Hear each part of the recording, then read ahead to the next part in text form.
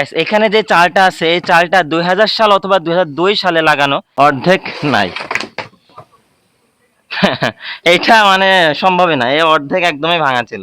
আসসালামু আলাইকুম সবাইকে, কি অবস্থা সবার, কেমন আছেন সবাই? আশা করি সবাই ভালো আছেন, আর আমিও আলহামদুলিল্লাহ ভালো আছি। এখন আপনারা দেখতে পাচ্ছেন আমার পিছনে একটা ঘর আছে, এই ঘরটা হচ্ছে রান্নাঘর ছিল। এটা হেসেল ঘর বলে থাকেন, এই হেসেল ঘর ছিল। এখানে চারপাশে বেড়া দেওয়া ছিল, সেই বেড়াগুলো সকালে খুলে ফেলা হয়েছে। এখন হচ্ছে এখানকার চালগুলা খুলতে হবে। এখানে আশপাশে যে ইটগুলা ছিল ইটগুলা সরানো হয়েছে। এখন এটার টুকটাক কাজ করতে হবে। মূলত এখানে আমরা একটা নতুন করে রান্নাঘর করতে চাচ্ছি, সেটা আপনারা দেখতে পারবেন। এখন এটা পুরোপুরি খোলার চেষ্টা করব। যদিও এটা সিমেন্টের টিন, ভেঙে যাওয়ার সম্ভাবনা থাকে, তারপরেও চেষ্টা করব যতটুকু সেফটি নিয়ে কাজ করার। এখন দেখা যাক কি করা যায়। এখন যেহেতু প্রচুর পরিমাণে রোদ পড়তেছে, রোদের ভিতরে কাজ করে একটু কষ্টকর হয়ে যাবে। তারপরেও চেষ্টা করব উপরে উঠে টিনগুলা ভালোভাবে খুলে, তারপরে এটা যেন ভালো মানে একদম আস্ত থাকে, যেন ভেঙে না যায়। উপরে যে একটা ঢাকনাটা ছিল, এই দেখেন কি পরিমাণ কালি জমে গিয়েছে এখানে। এটা হচ্ছে যে এই ধোঁয়াটা যেত রান্না করার সময়, চুলার উপর দিয়ে একটা পাইপ আছে, এই পাইপের মাথার উপর এটা ছিল। প্রচুর পরিমাণে এখানে কালি জমে আছে। এই দেখেন, আমি যদি আপনাদেরকে দেখাই, এই দেখেন ভাই, প্রচুর পরিমাণে কালি। যাই হোক, এই পাইপটা এখন খুলে ফেলতে হবে। নিচে হচ্ছে কাদা মাটি এবং ইট দেওয়া আছে, ওখান থেকে খুলতে হবে। বিসমিল্লাহির রহমানির রহিম। এখানে ইট দেওয়া আছে বুঝছেন ভাই, অল্প সামান্য ইট দেওয়া আছে। আর এই সাইড একদমই ফাঁকা, এটা ভালোভাবে ধরতে হবে, না হলে পরে ভেঙে যেতে পারে। যদিও ফাটা, একদম ফেটে গেছে।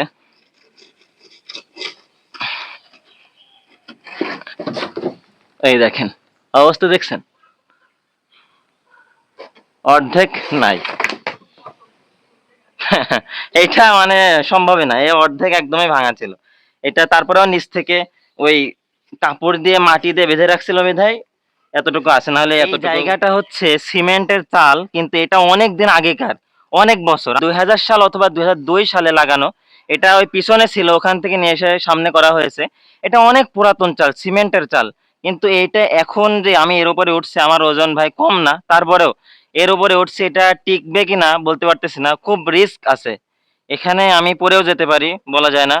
এখন দেখা যাক কি হয়। এর উপরে যে উঠলাম, আল্লাহ ভরসা। চালের উপরে যে পরিমাণ রোদ, আর এখন প্রায় দুপুরের মাঝামাঝি সময়, এই সময় মানে প্রচুর পরিমাণে হিট হয়ে আছে, পাহাড় একদম সব পুড়ে যাচ্ছে। আর এই ঘর এত পরিমাণ পুরনো, চাল এত পরিমাণ পুরনো, আমার মনে হচ্ছে ভাই কখন না যেন আমি ধবাস করে নিচে পড়ে যাই। এখন দেখা যাক তারপরে কি হয়। আর উপরে কি করছে এরা, এরা ওরে সর্বনাশ, এখানে তো মনে হচ্ছে ভাঙিয়ে যাচ্ছে মটকা, আমার ওজন তো নিতে পারছে না।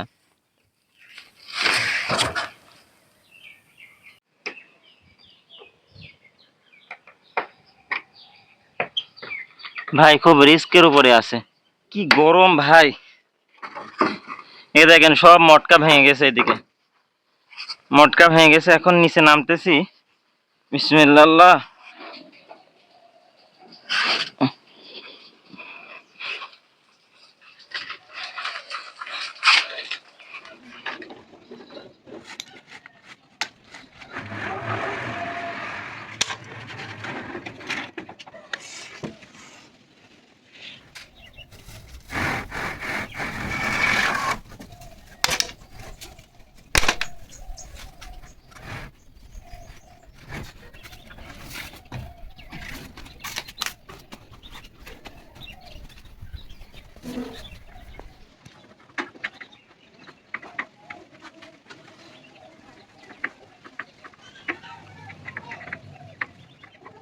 এখন যে পরিমাণ রোদ পড়তেছে ভাই, রোদের মাঝে কাজ করাটা খুবই কষ্টকর, তাই আর কি আধা ঘন্টার জন্য ব্রেক নিয়েছিলাম।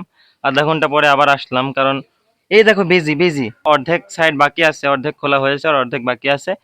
এখন এটা ফেলে রাখলে পারে, ফেলে রাখাই হবে, পরবর্তীতে আর হবে না। কাজ একটা জিনিস বাধায় রাখলে পরবর্তীতে সেটা হয় না।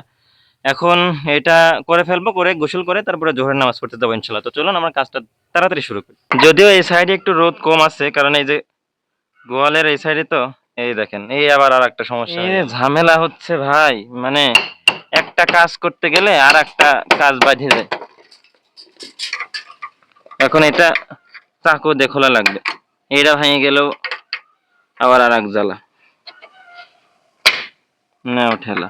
মানে কি বলবো, কাম কাজ এমন ভাবে আমরা করি, কামই হয় না, হাত লেগে যাচ্ছে ভাই। মানে আর যে পরিমাণ রোদ, এই রোদের কারণে টিনের উপর হাত দেওয়া যাচ্ছে না।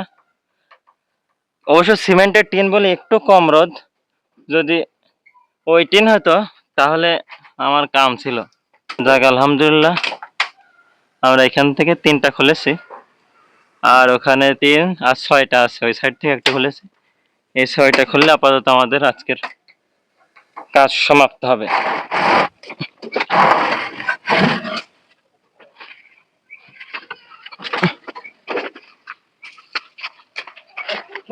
চাল খুলে ফেলে দেওয়ার পরে এখন এই অবস্থা, 2 সাইডে কিছু নাই, উপরে শুধু বাঁশগুলো আছে।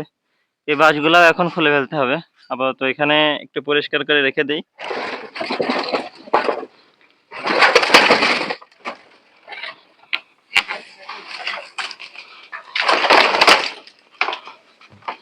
যাক এটা ঠিক আছে, এটা বেঁধে আছে, যা কেমন ঠিক আছে। তো চলো গাইস, দেখতে দেখতে আজকের ভিডিওটা কিন্তু এই পর্যন্ত ছিল। দেখা হবে আবার নেক্সট কোনো ভিডিওতে। সবাই ভালো থাকবেন, সুস্থ থাকবেন, পরিবারের খেয়াল রাখবেন। আল্লাহ হাফেজ, আসসালামু আলাইকুম রহমতুল্লাহ।